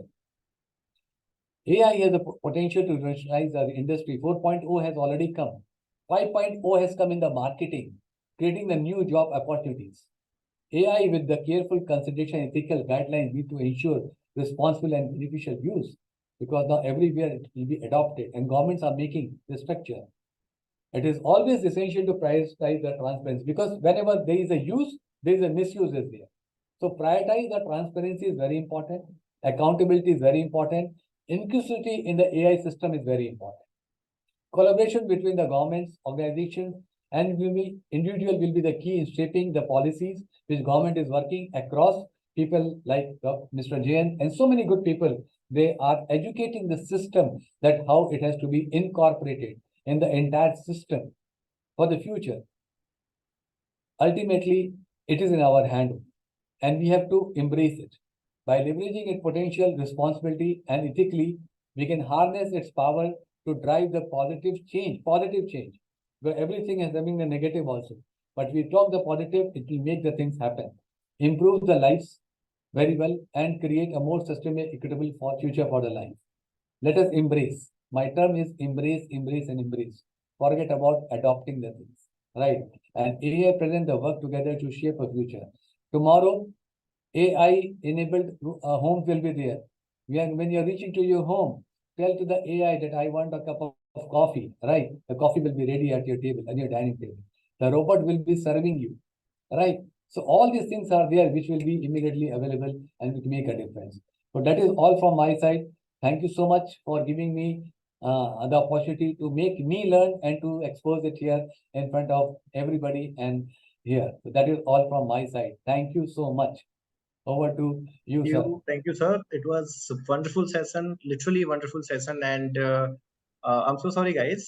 I literally forgot about the time because it was so mesmerizing. It was I told you literally 8:30, sir. AI enabled. My laptop is also AI enabled. So two things are there. I always say my phone is AI enabled because if I want to click a photo, it will not smile. Your Whenever photo I'm will come. Sir, yes, listen. My phone is also AI enabled. So if you will not smile on my phone, your photo will come blurred. okay. Just the lighter So, way. guys, Yeah. I always forget whenever sir is talking. I always just listen, and learn from him and learn from everyone else. So it was just mesmerizing, and you have covered all the points. From the pharma general and guys, whatever topics in the pharma sir has covered. Pharmacogenomics, precision medicine, and all. These all the topics are for your PhD. These are specialized topics and specialized domains where you can go ahead with your research. You can go ahead with your future. Literally, if I say the future, you can make your future in these fields if you are from medical and pharma background, right? And there are a lot to learn. And guys, I'm so sorry, there is no time to take the questions right now, okay? Because Mr. Jayanth is also waiting, and I'm so sorry, sir. I'll convey all the questions to you. And okay, we'll take some questions. If somebody wants to ask the questions, we'll open the mic just for 2 minutes. Only two questions will take if somebody wants to ask the question and interact with sir. Only two questions, guys. Yes, please open your mic. Dr. Ajit, sir. Hello, Dr. Ajit. Hello, sir. Gupta, sir. Good evening. I want to know, is it possible to utilize mathematical optimization theory with the help of AI as a software applicable for Android? Sir, 100% right. Let me tell you about it, which Mr. Jayanth again will agree with you. In the schools now, we are teaching STEAM, STEAM. Earlier it was STEM. What is STEAM? S is the science, technology, right? And E is engineering. A is art, which is our critical thinking, and M is the mathematics, sir. So it is very important because it will be incorporated. And now with the NEP 2020 guidelines, it is going to be implementable for the coming time, sir. It can be very well incorporated. That's what I learned it. Go to Jain, sir. What do you like to highlight, put it here? No, I absolutely agree. That can be done using AI, and he asked specifically on Android. It's just a matter of time that it can be converted into a mobile app. Okay, thank you, sir. Thank you. Sir, now that let me tell you, even in a layman language, today we were on the Android TV. How the Google TV has changed the entire Android TV. So I'm just talking about the things are getting changed very fast. Yeah. Yes, Jagdish ji, who is here, sir, is here. Please ask one more question. Jagdish Kumar Rawal, please speak. And please mute yourself, everyone. Okay, so we'll not take the questions right now because we are literally late, and today is the fest also. So guys, one more announcement, a little announcement in between, because we are getting a multiple requests from the people here. We have launched our AI and ML in pharma industry, AI and ML essential in pharma industry. I'll just show this. So people are requesting if we can open the registration for a day, right? We have got a wonderful response to this course, and the registration dates are over actually. But still, as people are requesting, I can request my team if they can just open the registration part for one more day. Okay, guys. So this is the wonderful opportunity for all of you. If you want to register, just register by tomorrow. Okay, just 24 hours we can open, right? And this course cost is just 2499, and the course duration is 3 months, and all the syllabus, I hope you all have seen that. Okay, so guys, this is from my side for you, just because I'm getting a lot of requests. Otherwise we are completely full. We opened 50 seats in this batch and all are full, but I can increase the seats only on your request, people. So again, Rajput sir, thank you very much. And now I will go to Mr. Jayanth, my friend. I'm so sorry, we are coming a little late to you, but No problem. yes, No problem. Sorry from my side, but it was such a wonderful topic. So I No just problem, agree. Dr. Pramod. It was really exciting to hear you, and the respect is totally mutual. The admiration and respect is totally mutual. So I'll dive into the topic. I have, I think, about 15 minutes. Is that right, Ajit? yes. So unlike Dr. Pramod, I don't have a presentation prepared. I'm just going to talk about for the audience, where are we with artificial intelligence in terms of its evolution as a technology, and where are we headed, and it is a journey, understand. So let me give you a simple or let me start with a personal experience. So I founded this company called Convergence Catalyst. It's a research and consulting firm. It advises companies on their business plan, go to market, investments. Okay, it's primarily companies involved in technology. So the biggest of the companies from Microsoft, Amazon, Apple, and Google are our clients, and so are the young companies, startups, and everyone in between, right? So that's our background. So it's a 12-year-old company, and when we started, I come from a telecom industry, right? I mean, for 10 years before starting Convergence Catalyst, I was in the mobile telecom world. I was very lucky to be a part of India's mobile subscriber growth. When I started my career, the Indian mobile subscriber base was 1 million. And within 10 years, when I quit the industry, it went to 1 billion, right? So, me along with my co-founder, who was my former boss at Motorola, both of us wanted to combine our industry practical experience, okay, and help companies make strategic decisions, okay, because in India, information and database business strategic decisions is not normal, okay. So, and the reason we started we named the company Convergence Catalyst is back in 2011 itself.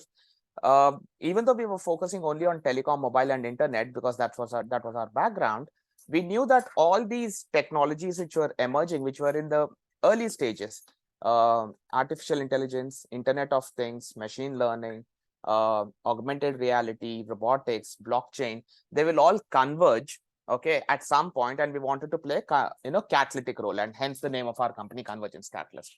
This background is important because come again 2014 we started focusing on Internet of Things. 2015 and 16 we started focusing on artificial intelligence and machine learning. So in 2017 we released our first AI report, industry report. So my personal experience and everything on AI starts from here for this particular session, right? We released the report on June 30th, 2017. And before that, our team was doing research in the months of April and May. Okay. And imagine March, April, May 2017, the computer vision, artificial intelligence algorithms at that point of time, okay, when we were doing the research, and it's captured in our report as well. I mean, it's available for download on our website. At that point of time, the ML, computer vision, machine learning, and artificial intelligence algorithms required anywhere between 19 million to 40 million images of cats, okay, to be fed, okay, for an unsupervised AI algorithm to recognize an image of a cat. This was March, April 2017. Fast forward a few months, okay, around November, December 2017, I was advising a New York-based 2-member startup. And that startup was doing, they were building a Shazam for food mobile app, right? I mean, you take a mobile camera over any food, it automatically recognizes, what food it is, what are the nutrients, what are the ingredients, and gives the, recipe as well, right? And all this was built on a machine learning algorithm, and they had to train their machine learning and an artificial intelligence algorithm, right? And by November, December, the AI algorithm had gotten so advanced that these two people, the founders, spent about 3 weeks, put together 1 million photographs, and they vectorize or they label the 1 million photographs, and they trained their algorithm, right? So what was about 19 to 40 million in April came down to 1 million images required by AI algorithms by 7-8 months. Fast forward that by another 7-8 months, okay, this was October 2018, September, October 2018. There was a 2-member startup in Bangalore that I was advising again, and they cracked something called as one-shot imitation learning. What that meant is, okay, their facial recognition algorithm used only one picture of a person, okay, to recognize that person, okay. And they used to go to meetings with Accenture and IBM, and literally talking to that IBM or the Accenture executive. They used to download his image from LinkedIn, compile it and train their algorithm, and within 2 minutes they used to show, turn their laptop, and their web camera on the laptop used to recognize that person and give the entire dynamics, right? So it came down to a single photograph. My point is, in 2017 April, the algorithms required about 40 million photographs, came down to a million by November, December 2017, came down to a single photograph another 8 months later. The point is, the advancements in artificial intelligence and machine learning has been extremely fast in the last few years.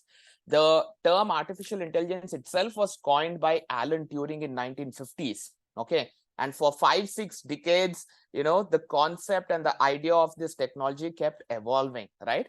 But it's only around, and they say that 80s and 90s is the period of AI winter. Everyone expected AI technology to become mainstream, but it did not. So, it became, they call that period as an AI winter. But around 2015, 2016, there were 2-3 things that happened. The computer processors got very fast, okay. The amount of data, digital data that was available in the world increased, and the memory management technologies like cloud and the big servers were available. And then AI algorithms also got very intelligent. A combination of these 4 things made artificial intelligence all of a sudden a mainstream technology, right? Around 2015, 2016. So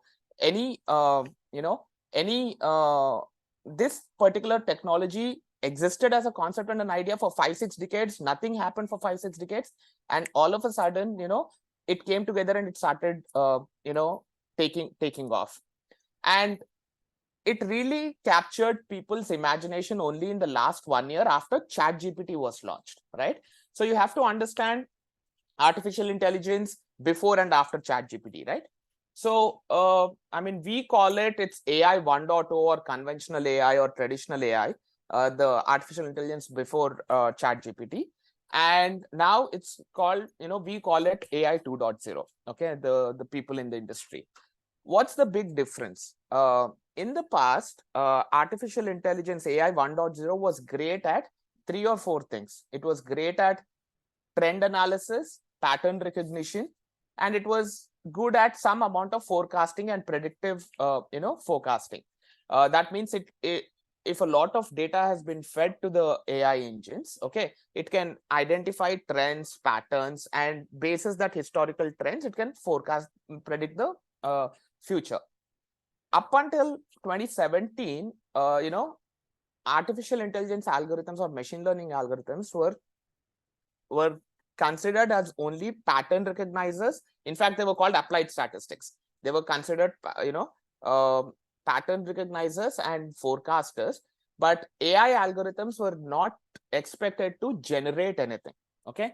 And then came this technique called reinforcement learning, okay, that made AI or computers or machines started generating, okay? And that one of the big products of generation capability of AI algorithms is ChatGPT. And then you will see DALL-E 2, Midjourney, which are creating pictures, artwork.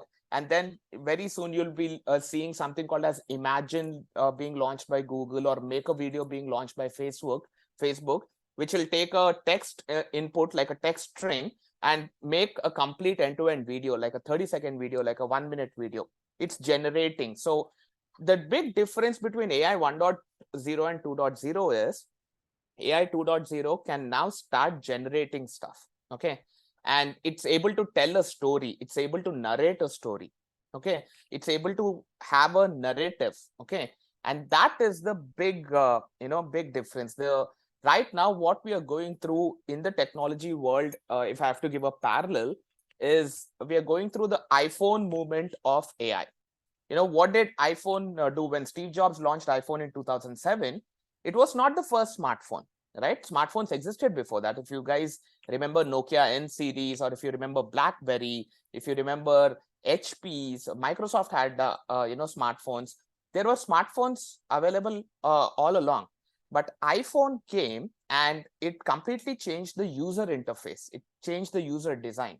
What Apple and Steve Jobs did with iPhone is that they brought the technology closer to human interaction. It did not ask, they did not ask humans to learn how to react with technology or how to interact with technology. Okay, they brought actually technology much closer to humans, the way humans live their daily lives.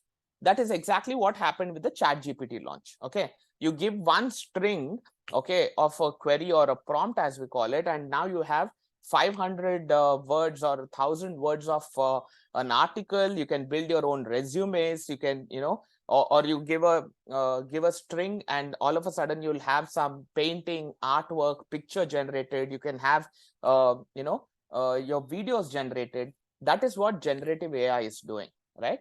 And this is essentially bringing AI. Existed even before ChatGPT and generative AI, but bringing the entire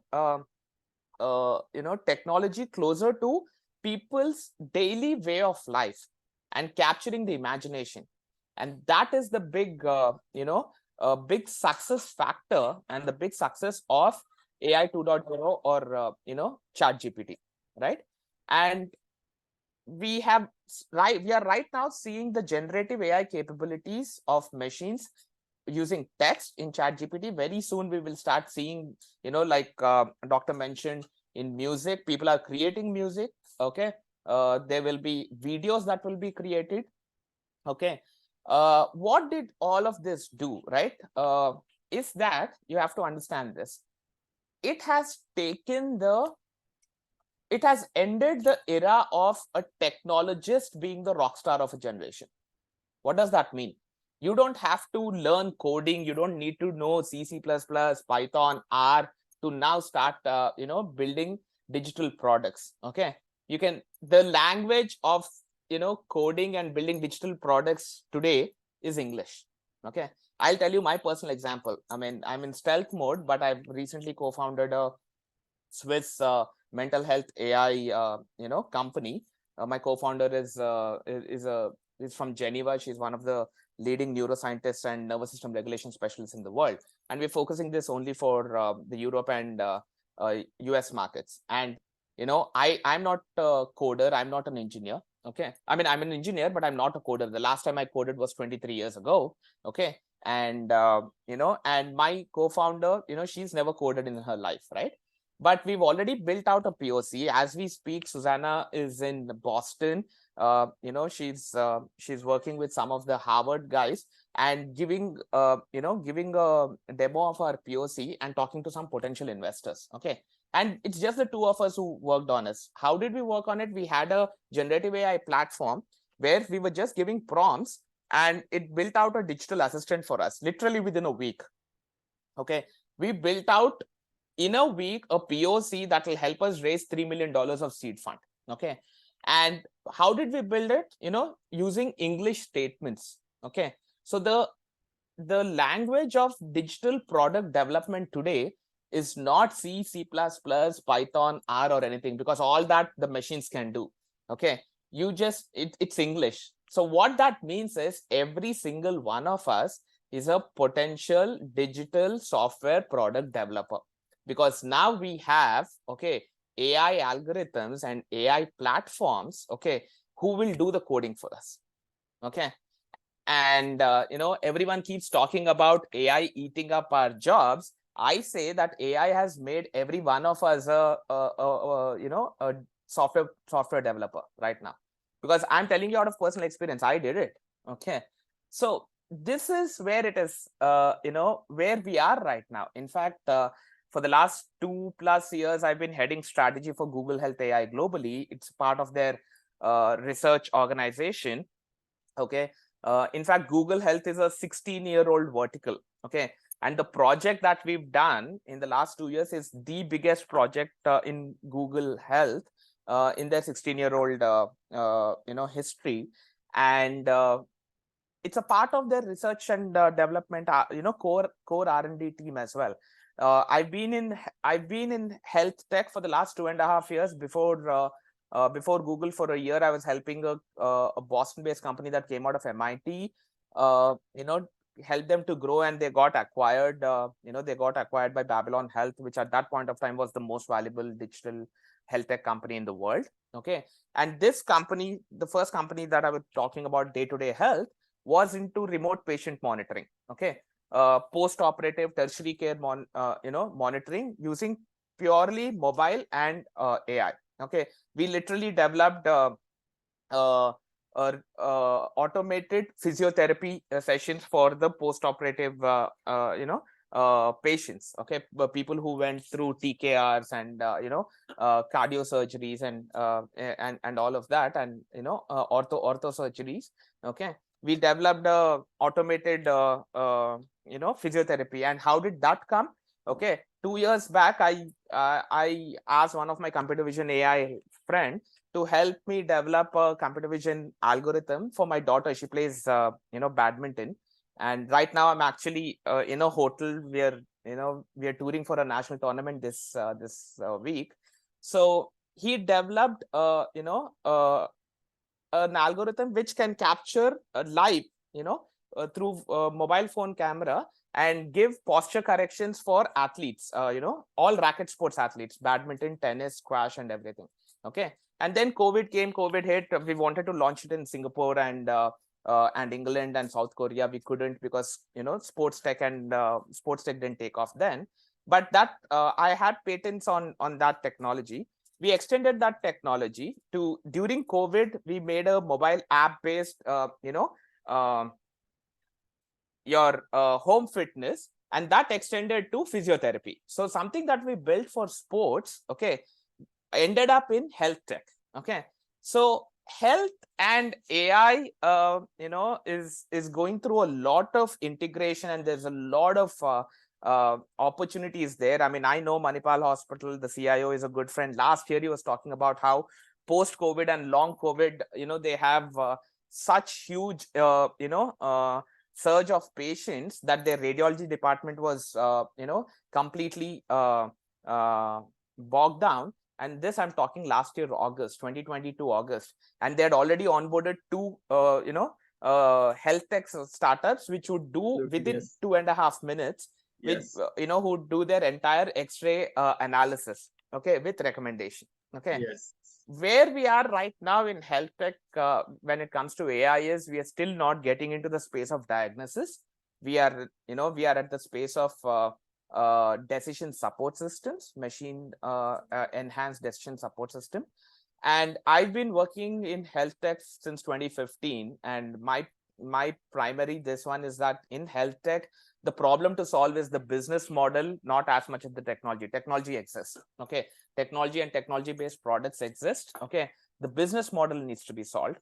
And with generative AI right now, even in the drug industry, in the pharma industry, generative AI is being used for drug discovery and drug development. So like I said, a lot of opportunity, a lot of stuff is happening, and AI is enabling all of us to do many more things. It is here to stay. Okay, AI is known as a deep technology. By that, what I mean is, think of electricity, think of your mobile network. Okay, it is there in the background. It's powering everything that you're doing. It's enhancing your your life as you live it. But you, on a daily basis, on a moment by moment basis, you don't realize its presence, right? Unless until it doesn't exist. Imagine we are all sitting here right now and the power goes, our Wi-Fi is down, our lights are off and everything. Then you realize, oh, how important electricity is in your life, right? Similarly, Wi-Fi goes down, or your 4G cellular, your 4G network doesn't work. Then you realize, how handicapped you are. AI is also going to be that kind of a deep technology. It is going to sit at the back, and it's going to enhance everything. It's going to touch every aspect of what you're going to be doing. Okay, it already is. I don't know if you realize, most of what you see on your Facebook feed, your Instagram feed, your LinkedIn, your YouTube feeds are all generated by AI algorithms. Okay, what you see some of your friends post, but not all of your friends post. Which friends post do you see at what time of the day, what notifications you get? All of these are already being done by AI algorithms, and this is just one of the examples, right? So think of AI as going to be the part and parcel of your life. Okay. There are a lot of advancements that are happening. They will continue to happen. We are still in the in the early stages of AI advancements. Okay. And I just have about a couple of videos that to show you where, one video to show where we are right now with AI and what is possible. Okay. And one, because this is a use of AI in research and development, I want to showcase one video where it is headed. Okay. And what is the potential and where we can get to, like Dr. Pramod keeps saying, by 2025 or 2030. So let me just show you one Please go ahead. yeah, one video of where we are right now. And let me see.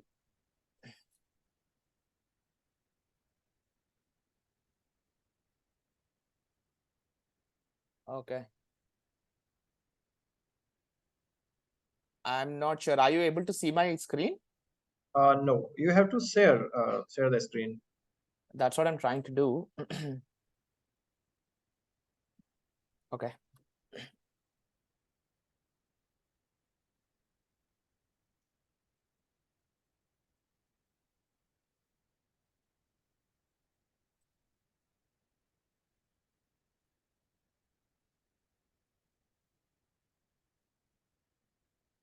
Oh, it's asking me to. What's that? No, it's asked. Okay, now I got it. Are you able to see? Yes, it is.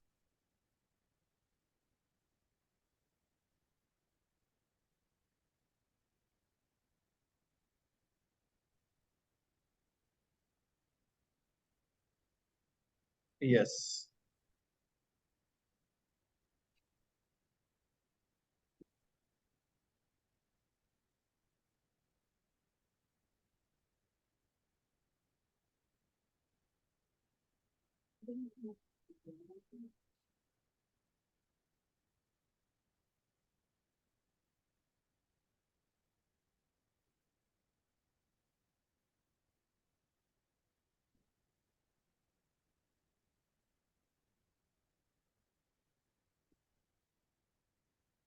We'll share the link as well with the audience. Sure.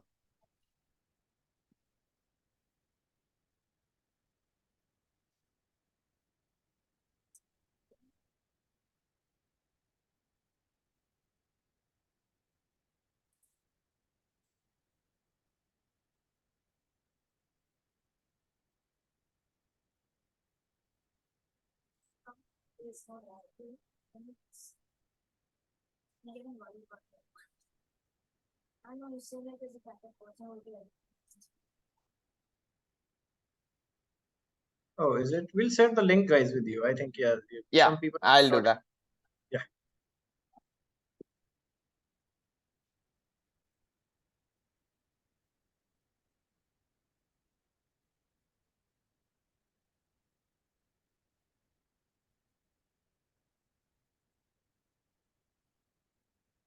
Some people are not able to hear, some people are. Okay.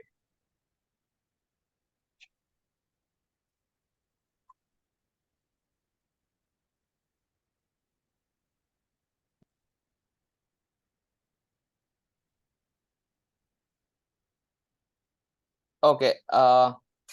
I don't know if you guys how much you're able to see. What happened is Shah Rukh Khan is now able to there's a Bangalore based startup, okay, which essentially recorded this one of Shah Rukh Khan, and they're using AI. They completely changed his facial features and okay, facial features and his lip movement, so that Shah Rukh now talks about he's promoting the ad in your shop in your neighborhood.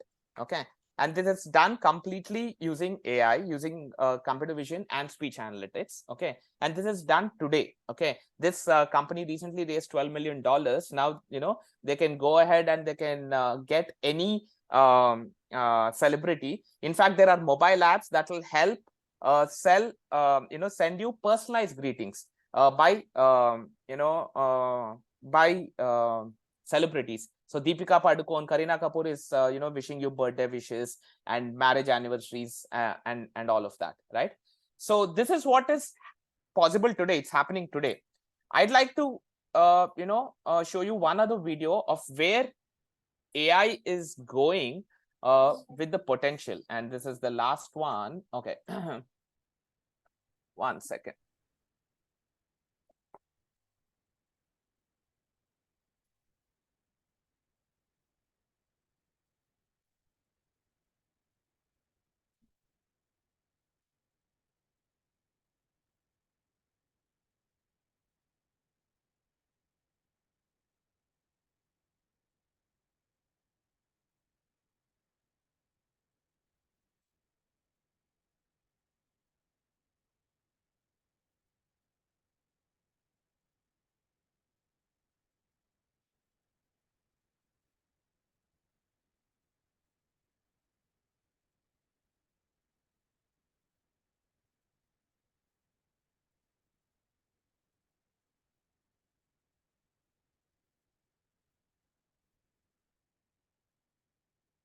Jayanth, share with the audio. Audio is not coming. You have to click down when you are sharing the share with the audio. When you are sharing the screen. Sorry, Ajit, what are you saying?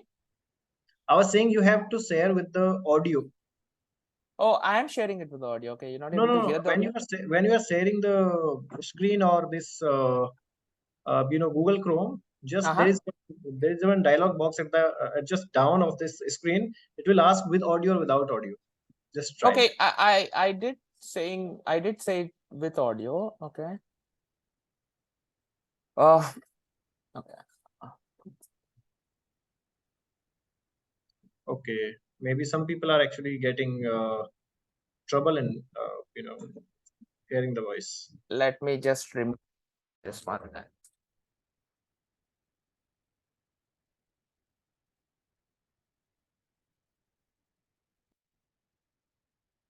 And figure out Are you able to your hear now? dreams are no Yes, longer yes. safe. How about this? Can we go from the pattern? Your dreams are no longer safe. How about this? Can we go from the patterns of your brain when you're looking at an image to reconstructing the image? So the way this worked was they put human beings inside an fMRI machine. They had them look at images and figure out what the patterns are, like translate from image to brain patterns. And then, of course, they would hide the image. So this is a image of a giraffe that the computer has never seen. It's only looking at the fMRI data. And this is what the computer thinks the human is seeing. Yeah. Now, to get state of the art, here's where the combinatorial aspects, why you can start to see these are all the same demo. To do this kind of imaging, the latest paper, the one that happened even after this, which is already better, uses stable diffusion, uses the thing that you use to make art. Like, what should a thing that you use to make art have anything to do with reading your brain? But of course, it goes further. So in this one, they said, can they understand the inner monologue, the things you're saying to yourself in your own mind? Mind you, by the way, when you dream, like your visual cortex runs in reverse, so your dreams are no longer safe. But we'll try this. So they had people watch a video and just narrate what was going on in the video in their mind. So there's a woman, she gets hit in the back, she falls over. This is what the computer reconstructed the person thinking. See a girl, looks just like me, get hit in the back, and then she's knocked off. So our thoughts are starting to be decoded. Yeah, just think about what this means for authoritarian states, for instance. Or if you want to generate images that maximally activate your pleasure sensor, or anything else. Okay, but let's keep going, right? To really get the sense of the combinatorics of this. How about, can we? So I just wanted to, showcase where we are headed. Our thoughts and our dreams are being interpreted now, by interpreted by the machines. There's a Silicon Valley startup called Prophetic, which has a, non-invasive headband. It's like a small headband, headgear, which just captures the electrical impulses like an fMRI and converts that through CNNs, and then through using the CNN output as a token into generative AI algorithms. It can actually read your, dreams. It can activate and induce lucid dreams. Okay, while you're in different stages of your sleep, it can actually induce and stabilize lucid dreams. So this is possible, very soon with generative AI. So imagine your thoughts. Okay, now the machines can read what you're seeing. Machines can recreate them at the back end. So with generative AI, we are almost there. We can do that. So in terms of AI in research and science, this is the next frontier, and we're getting there. And this is all I wanted to share in my conversation today, in my interaction. I don't know if I've overstepped my time, but I hadn't practiced this, but this is all I wanted to share. Yeah. Yes, so no, it was amazing. And from your experience, I think our audience got a lot of new ideas and a lot of new opportunities where they can apply the mind, and where they can apply the AI and other things. So a lot of things they got. So guys, I think this is the first time, and we have gone 1 hour, over the time. So I can allow one or two questions here. If you have, please ask one or two questions to Jayanth. I'll just tell my team to open the mics for everyone, and then we have to take off. We have to wind up. Okay. And I'm very sure if Jayanth allows, we will call him anytime this month or next month to take one special session from him and his partner, or however he likes. So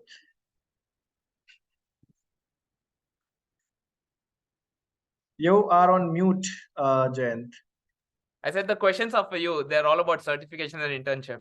Certifications, you have filled the form and you will get your certificates by tomorrow morning or tomorrow afternoon max. Don't worry. Okay. So thank you, and you can still register to the course also. Thank you very much, guys. I'm overwhelmed because there were around 1,200 participants, in Zoom and in YouTube, and it was wonderful webinar, more than expected. And you won't believe, guys, there were 2,500 people registered for this webinar in last 2 days. We have launched on Monday afternoon only, Monday evening, and now we got a huge response. And as you know, I'll not disappoint you ever. So we are coming up with a lot of more things for all of you guys. So stay tuned. Good night. Thank you very much. And thank you very much, Jayanth, for joining us. And Thanks, Ajit. look forward to have your multiple, other engagements with us. Thank you. Thank you. Thank you. Take care, guys. Thank you. Thank you, everyone. Thank you. Take care, guys. Take care. Bye-bye. Thank you.